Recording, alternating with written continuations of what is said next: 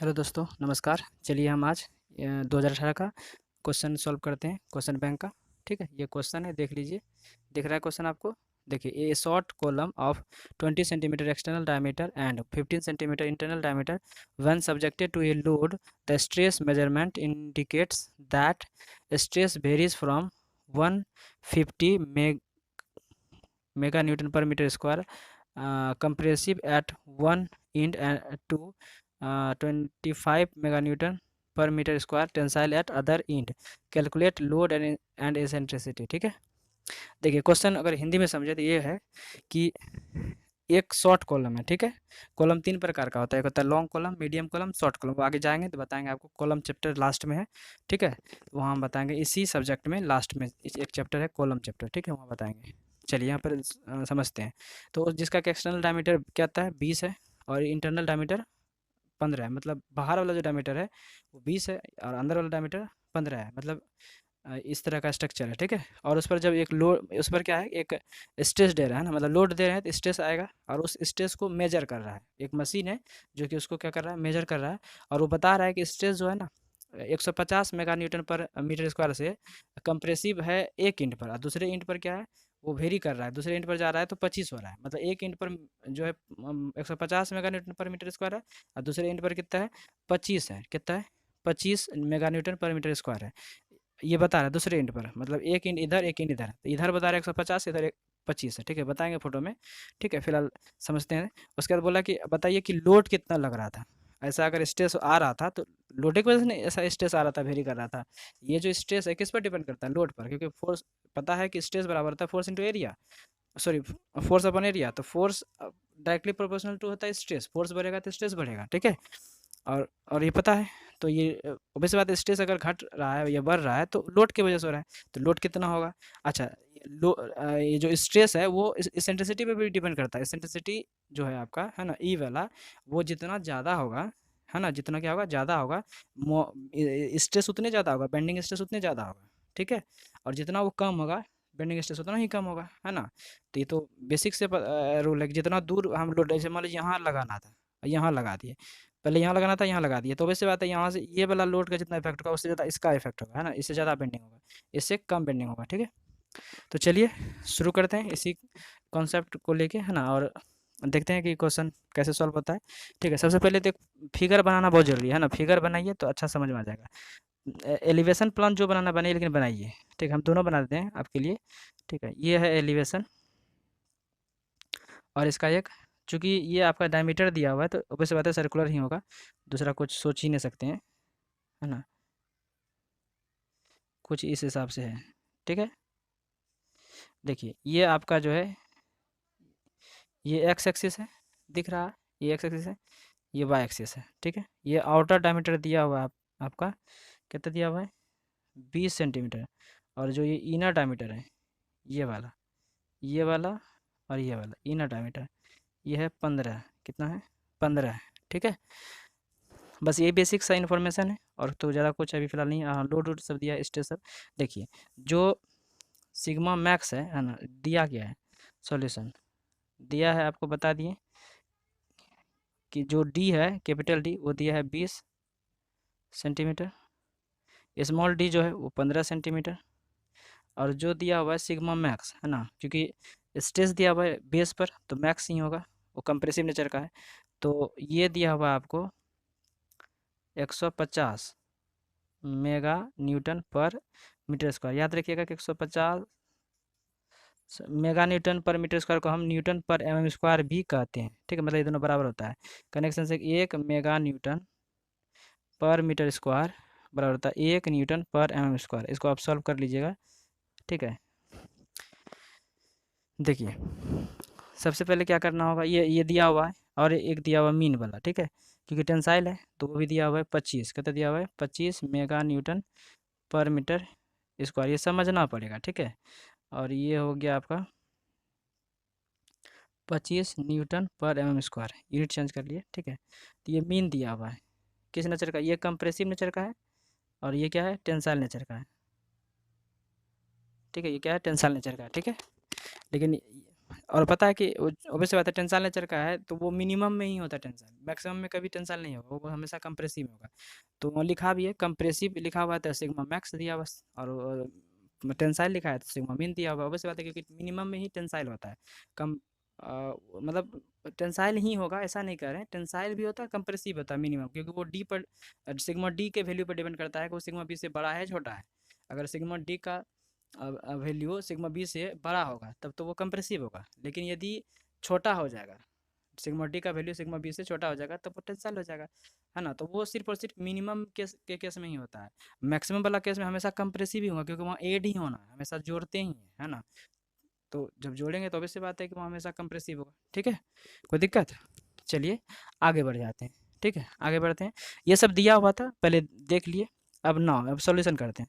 Solution यहाँ पर कुछ ये है, लोड लग रहा है यहाँ पर, ये ई है, ये पी लोड लग रहा है, यही पी और ई निकालना है। ठीक है, यही क्या करना है, पी और ई निकालना है।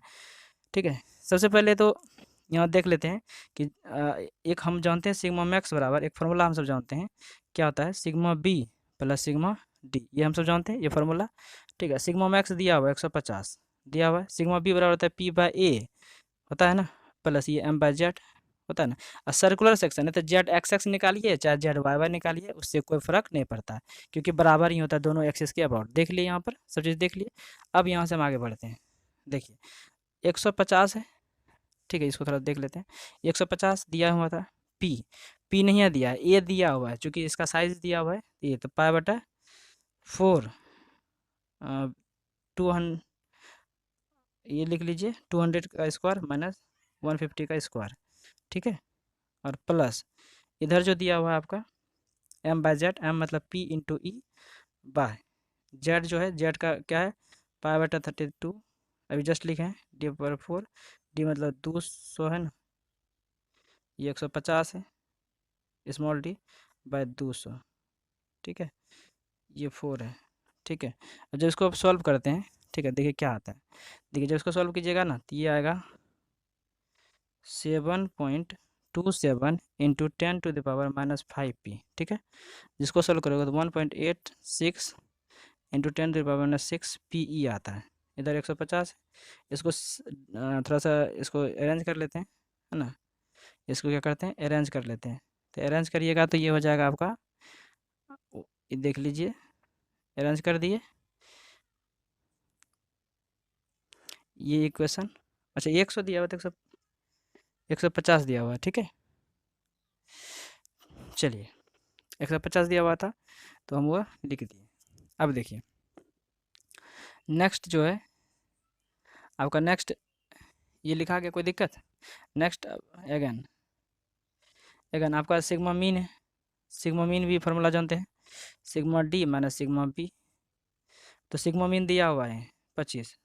आप बोलिएगा कि ये 25 इसमें क्यों रखे, बोले शुरू में समझा दिए, टेंसाइल सिर्फ और सिर्फ मिनिमम में ही होने का चांस है, मैक्सिमम में कभी होने का चांस है ही नहीं, तो वैसे बात है यहाँ लिखेंगे। ठीक है, कहीं दूसरी जगह नहीं लिख सकते हैं।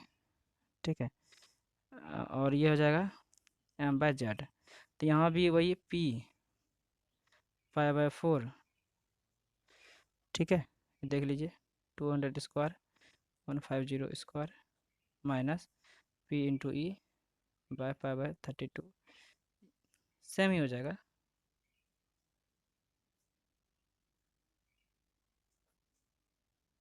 ठीक है, चलिए लिख दिए। अब इसको जब इसको सॉल्व करेंगे तो क्या हो जाएगा,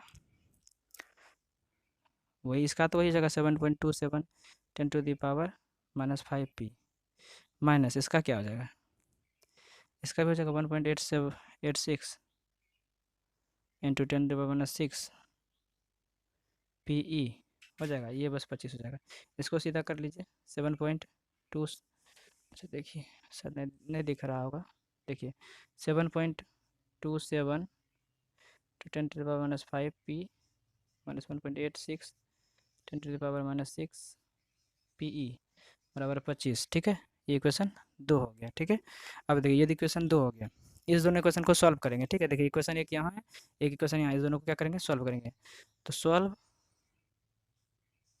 equation equation first and second, तो सॉल्व करिए, मतलब एक जगह लिख दीजिए। ठीक है, देखिए देखिए क्या है, टू से ये देख लीजिए, ठीक है, 1.86 इंटू 10⁻⁻6 PE बराबर 150, ठीक है। और ये जो आपका है वो 7.27 10⁻⁻5 P माइनस 1.86 इंटू 10⁻⁻6 PE बराबर 25।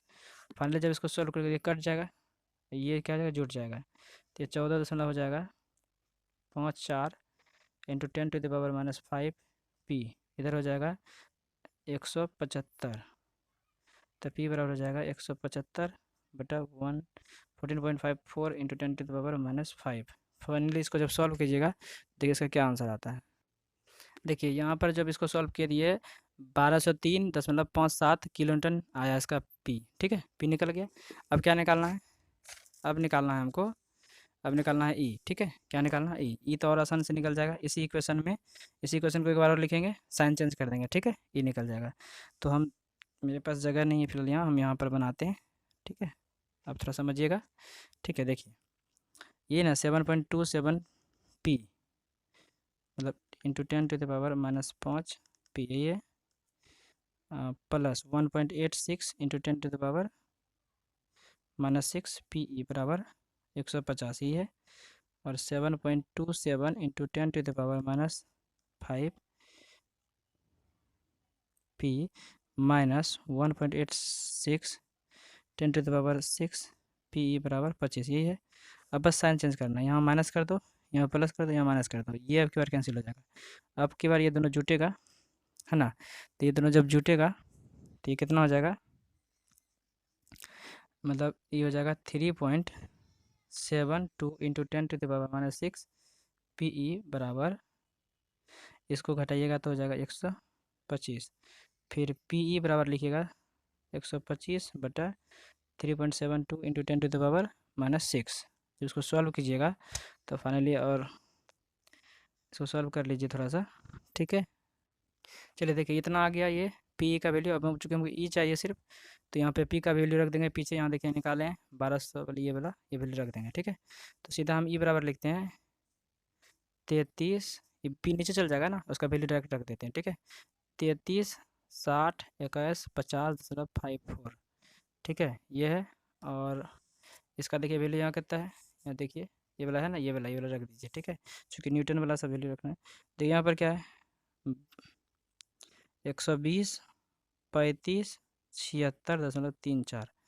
फाइनली जब इसको आप रखोगे, ठीक है, तब देखिए क्या क्या वैल्यू आता। देखिए यहाँ पर जो है E का वैल्यू 27.918 निकला, इसको आप 2 भी कर सकते हैं एक को, ठीक है। फाइनली आंसर ये आ गया 1203 लोड का वैल्यू किलोन्यूटन में, और 27 28 को मान लीजिए, है ना, अप्रोक्स 28 मान लीजिए, 28 mm आ गया आपका इसेंट्रिसिटी, ठीक है। चलिए आज का वीडियो यहीं तक रखते हैं, ठीक है। नेक्स्ट वीडियो जो है और न्यूमेरिकल जो बचा है क्वेश्चन बैंक का, उसको बताएंगे। अगर आपको ये न्यूमेरिकल समझ में आया तो आप हमारे चैनल को सब्सक्राइब कीजिए एंड बेल आइकन को प्रेस कीजिए, ठीक है, ताकि आने वाला वीडियो आपको सबसे पहले मिल सके। और हम इसी तरह का जो इन्फॉर्मेशन है, चाहे वो ऑब्जेक्टिव से हो, चाहे वो न्यूमेरिकल हो, चाहे वो सब्जेक्टिव हो, डिप्लोमा का जितना भी सब्जेक्ट है, ठीक है, चाहे वो स्टील हो, एस्टिमेटिंग कॉस्टिंग हो, चाहे हाईवे या इरिगेशन या टॉस जो पढ़ रहे हैं आप, ठीक है। फिर थर्ड सेमेस्टर का भी हम बताते हैं, है ना, सर्वे, CT BC, ठीक है, मैथ्स। उसके बाद नेक्स्ट जो फर्स्ट ईयर है उसको भी हम बताएंगे, ठीक है। तो अगर कोई है तो आप उसको भी शेयर कर दीजिए, यहाँ पर सब चीज़ का पढ़ाई होती है, ठीक है। हाँ, यहाँ पर सब चीज़ का क्लास होती है, ठीक है। तो आप सब जो भी अपना भाई बहन है, जो भी चीज़ है, जितने भी दोस्त हैं उसको शेयर कर दीजिए, जिससे ये होगा कि उसको भी इस तरह का इन्फॉर्मेशन मिलेगा। नहीं तो अगर ये ऐसा होता है तो ठीक है, क्योंकि यूट्यूब पर ऐसे वीडियो बहुत कम है जहाँ पर किस तरह का चीज़ें बताई जाती है, ठीक है। और आपके सिलेबस के अकॉर्डिंग पढ़ाया जाता है, ये बहुत कम है। जितना जल्दी जल्दी हो सके इसको फैलाइए वीडियो को, ठीक है। धन्यवाद।